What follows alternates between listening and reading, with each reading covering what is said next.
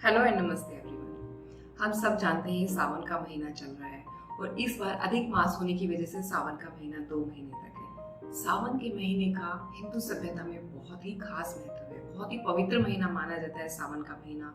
इस महीने में हम लोग सब अपनी अपने सामर्थ्य के अनुसार पूजा पाठ करते हैं, व्रत उपवास करते हैं और इसके साथ साथ ही इसी महीने में हम शिवरात्रि भी मनाते हैं। और इस महीने के दौरान कुछ लोग खास तरह के भोजन का त्याग करते हैं अपने सामर्थ्य के अनुसार, अपनी इच्छा के अनुसार। लेकिन इस वीडियो में मैं आप लोगों के साथ शेयर करने जा रही हूँ कि श्रावण महीने में हमें किस प्रकार के भोजन को अवॉइड करना चाहिए, जो कि हमारी हेल्थ के लिए, हमारी प्रकृति के इम्बैलेंसेस को सही रखने के लिए ज़रूरी है।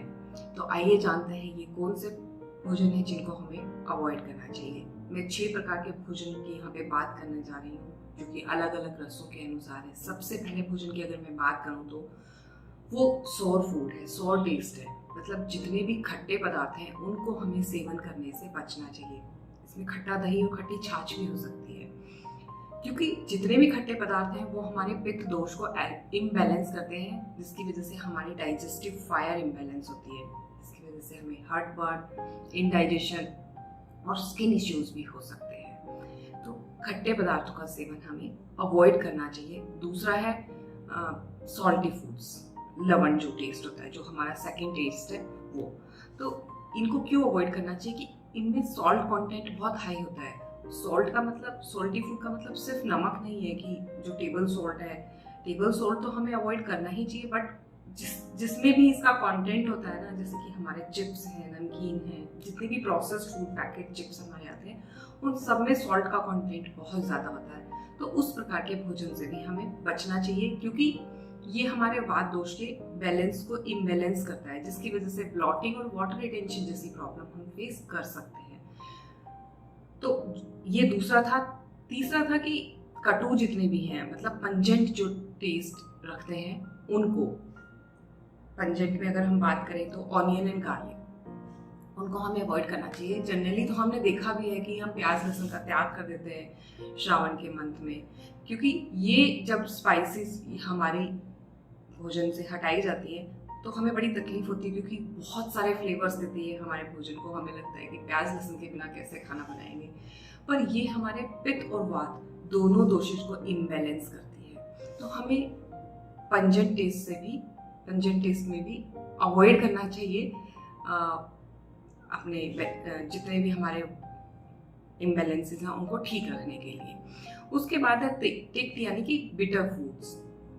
बिटर फूड्स में आता है करेला, जितनी भी हर्ब्स हैं जैसे कि नीम है, इस तरह के फूड्स को हमें अवॉइड करना चाहिए, ताकि जो ये है हम स्मॉल क्वांटिटीज में ले सकते हैं, बट ये भी हमारे वात दोष को इम्बैलेंस करती है, हमारे अंदर ड्राइनेस लाती है, तो जिसकी वजह से हमें गैस और ब्लोटिंग जैसी समस्या हो सकती है, और ड्राइनेस की वजह से हम कॉन्स्टिपेशन भी फील कर सकते हैं। उसके बाद आता है एस्ट्रिंजेंट फूड्स, जो कि हमें श्रावण के मंथ में अवॉइड करनी चाहिए, जो कि अनराइप बनाना है, अनराइप पोमेग्रेनेट अनार है, जितने भी अनराइप फूड्स हैं जो हम नॉर्मली खा लेते हैं उनको हमें अवॉइड करना चाहिए, क्योंकि ये हमारे वात दोष को इंक्रीज कर देती है, जिसकी वजह से कॉन्स्टिपेशन, ड्राइनेस और इरेगुलर बाउल मूवमेंट हम फील करते हैं। उसके बाद जो सबसे लास्ट में आता है वो है तामसिक और हैवी फूड्स। जितने भी तामसिक और हैवी फूड हैं वो हमें अवॉइड करने चाहिए, जिसमें हमारा रिफाइंड शुगर भी आती है, रिफाइंड फ्लोर भी आता है, प्रोसेस्ड फूड भी आते हैं, डीप फ्राइड फूड भी आते हैं, नॉन वेजिटेरियन फूड्स भी आते हैं कुछ प्रकार के।